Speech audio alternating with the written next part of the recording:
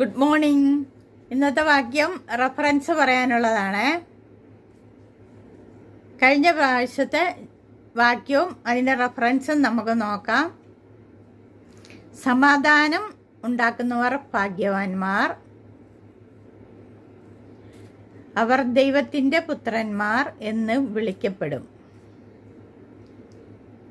നീതി നിമിത്തം ഉപദ്രവിക്കപ്പെടുന്നവർ ഭാഗ്യവാന്മാർ, സ്വർഗരാജ്യം അവർക്കുള്ളത്. അതിൻ്റെ റെഫറൻസ് മത്തായിയുടെ സുവിശേഷം 5-ാം അധ്യായം 9-ഉം 10-ഉം വാക്യമാകുന്നു.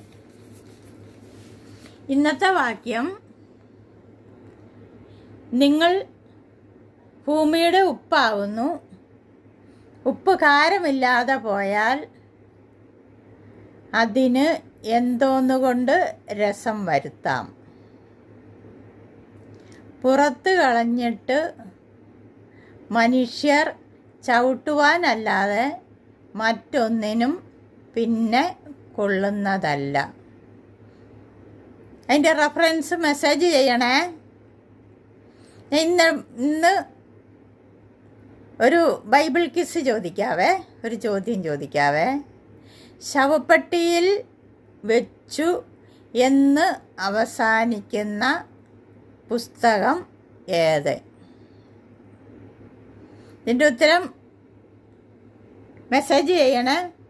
എൻ്റെ ചാനൽ ലൈക്ക് ചെയ്യാനും സബ്സ്ക്രൈബ് ചെയ്യാനും ഷെയർ ചെയ്യാനും മറക്കല്ലേ. Okay, bye. അടുത്ത വീഡിയോയിൽ കാണാം.